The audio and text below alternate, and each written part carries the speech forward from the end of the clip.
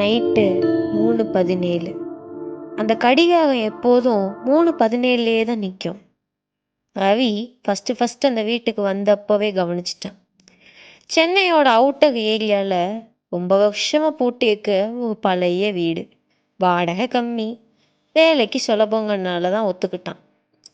Night இங்கே சத்தம் கேட்கும்னு சொல்லுவாங்க. புரோக்கர் சொன்ன உடனே ரவிக்கு சிரிப்பு தான் வந்தது.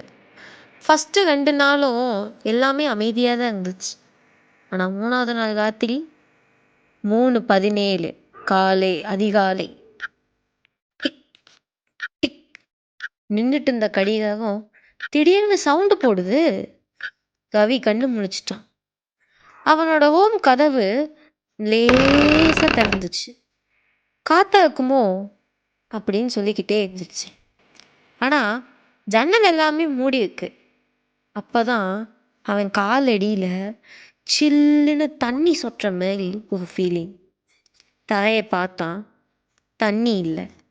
ஆனால் கருப்பு நிறத்தில் நிழல் ஒன்று தரையில் வழிஞ்சுக்கிட்டே அவன் ரூம் கார்னரை நோக்கி போச்சு. அவனுக்கு வாய்ஸே வரல, உடம்பு அசையலை.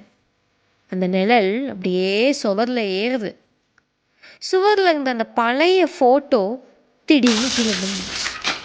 அந்த ஃபோட்டோவில் ஒரு குடும்பம், அம்மா, அப்பா, ஒரு சின்ன பையன். ரவிக்கு ஒரே அதிர்ச்சி. அந்த சின்ன பையனோட முகம் ரவி சின்ன வயசில் எடுத்த புகைப்படம் மாதிரியே இருக்குது. அந்த நேரத்தில் அவன் காதில் ஒரு மென்மையான வாய்ஸ், நீங்கள் போயிட்டீங்கன்னு நினச்சோம். ரவி திரும்பினான். அவனுக்கு பின்னாடி அதே சின்ன பையன், கண்ணெல்லாம் கருப்பு, நிழல் மாதிரி ஒரு உடம்பு. நீ யாரு அப்படின்னு ரவி நடுங்கிட்டே கேட்டான். அதுக்கு அந்த சின்ன பையன் சிரிக்கிறான். நான் நீதான் அப்படின்னு சொல்கிறான். அந்த கடிகாரம் மறுபடியும் சவுண்ட் எழுப்புது. 3:17, 3:18 ஆயிடுச்சு. அந்த ரூமே இருட்டாகுது. அடுத்த நாள் காலையில் கதவு திறந்துருக்கு. வீட்டு கதவு திறந்துருக்கு. உள்ள ரவி இல்லை. அவன் ரூமில் தரையில் புதுசாக ஒரு ஃபோட்டோ இருக்கு. ஒரு குடும்பம், அதில் அம்மா, அப்பா, இப்போ 2 பசங்க. பின்னாடி ஒரே ஒரு லைன் எழுதியிருக்கு, இப்போ நீங்கள் முழுமை அடைஞ்சிட்டீங்க. அந்த கடிகாரம் இன்னும் அந்த சுவரில் தான் தொங்குது. இன்னைக்கும் என்னைக்கும் 3:17 தான் அது நிற்கும்.